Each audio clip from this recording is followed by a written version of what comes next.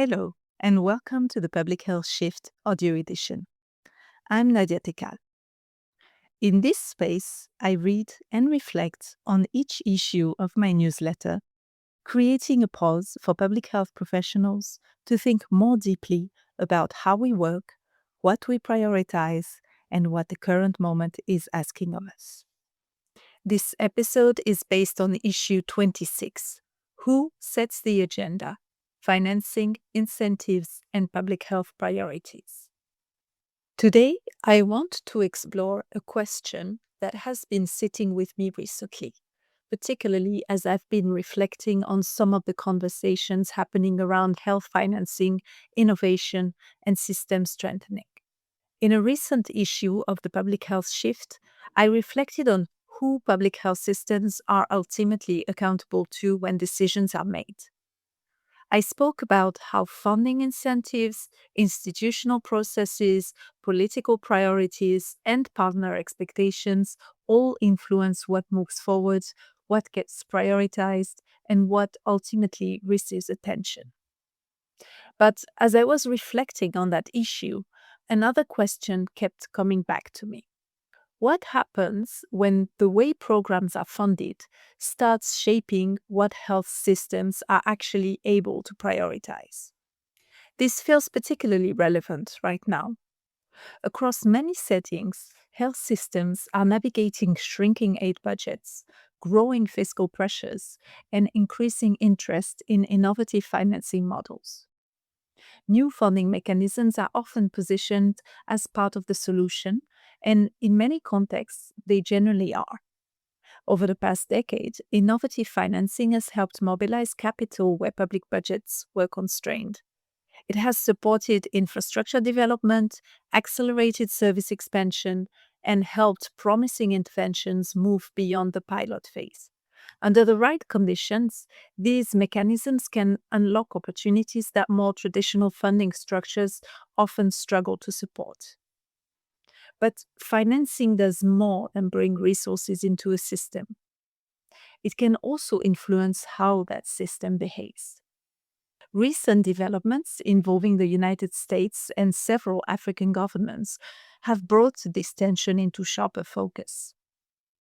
In recent weeks, both Ghana and Zambia reportedly pushed back against proposed US health financing agreements, raising concerns about sovereignty, governance, and the conditions attached to external support. Of course, these developments don't necessarily reveal anything new about foreign aid. International financing has long been shaped by political, economic, and strategic interests. But what makes these cases worth paying attention to is what they reveal about how funding can influence ownership, governance, and ultimately the way that priorities are set. When external financing enters a health system, the real question is not only whether it supports national priorities, but whether it can gradually begin influencing how these priorities are defined. And in practice, this often happens in subtle ways. And this tension is not limited to traditional donor relationships. It becomes equally relevant as public health systems increasingly turn to newer financing approaches to close funding gaps, accelerate implementation, and support innovation. Alongside funding often come reporting frameworks, performance indicators, eligibility criteria, implementation timelines, and increasingly expectations around data access, interoperability, or domestic co-financing. None of these are inherently problematic. In fact, many are designed with accountability, efficiency, and performance in mind. The tension emerges when these structures begin shaping not only how programs are delivered, but what institutions are encouraged to prioritize in the first place. What is easier to measure often becomes easier to fund. What delivers visible outputs within short implementation cycles often moves more quickly through approval processes. At the same time, some of the investments that determine whether health systems can actually absorb, adapt, and sustain innovation often struggle to attract the same level of support. This includes investments in governance, institutional capacity, workforce readiness, procurement reform, leadership, change management, and responsible data stewardship. These may not always be the most visible parts of a program, but they are often the parts that determine whether it lasts. This tension became even clearer to me during a recent convening on AI governance in global health. Much of the discussion focused on responsible innovation, regulatory safeguards, and whether health systems are truly ready to adopt emerging technologies. These are important conversations, particularly as AI and other digital solutions become more embedded in how health systems operate. If the way programs are financed leaves little space for governance, institutional strengthening, or long term systems capacity, are we really financing innovation or are we simply financing deployment? The more I reflect on it, the more I think the challenge is not only that governance or system strengthening often struggle to attract funding. The issue may run deeper than that.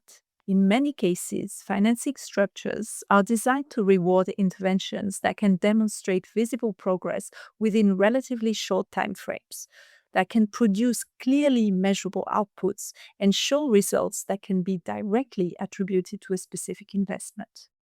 And from a financing perspective, this makes sense. Funders want accountability, evidence of progress, and confidence that resources are, in fact, delivering value. But the difficulty is that many of the investments that make innovation sustainable do not operate on those timelines, nor do they always produce results that are immediately visible. Building governance systems, strengthening institutional capacity, improving procurement processes, investing in leadership, or creating the conditions for responsible data stewardship often requires longer term horizons, continuous adaptation, and progress that is far less linear. And yet, these are often the very foundations that determine whether innovation becomes embedded, trusted, and sustainable within a health system. As I continue reflecting on this, I keep coming back to one thought. Public health systems are shaped not only by who they are accountable to, they are also shaped by what their financing structures make possible. And as innovative financing becomes more embedded across health systems, perhaps the more important question is no longer where the money is coming from, but who ultimately gets to define what that money is meant to achieve. And perhaps that leaves us with a few questions to reflect on in our own work. When you are designing or implementing programs, are funding requirements reinforcing national priorities, or are they quietly shifting attention towards what is easiest to measure and report? In the projects you support, how much space is being created for governance, institutional capacity, stakeholder alignments, and other foundational investments that may not produce immediate visible results?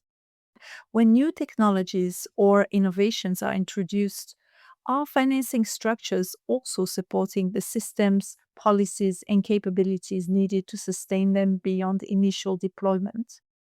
And when funding creates pressure to move quickly, what mechanisms are in place to ensure that ownership, feasibility, and long term sustainability are not compromised? In conversations with donors, partners, or clients, how often do you explicitly discuss what will not be funded and what risks that may create later during implementation? And perhaps more importantly, in your current work, who is really shaping the agenda? The system's needs or the structure of the funding supporting it? Thank you for listening. If you would like to continue the reflection, you can read the full version of this issue by subscribing to the Public Health Shift newsletter on www.nadiatekkal.com. Until next time, take care and keep questioning how we show up in our work.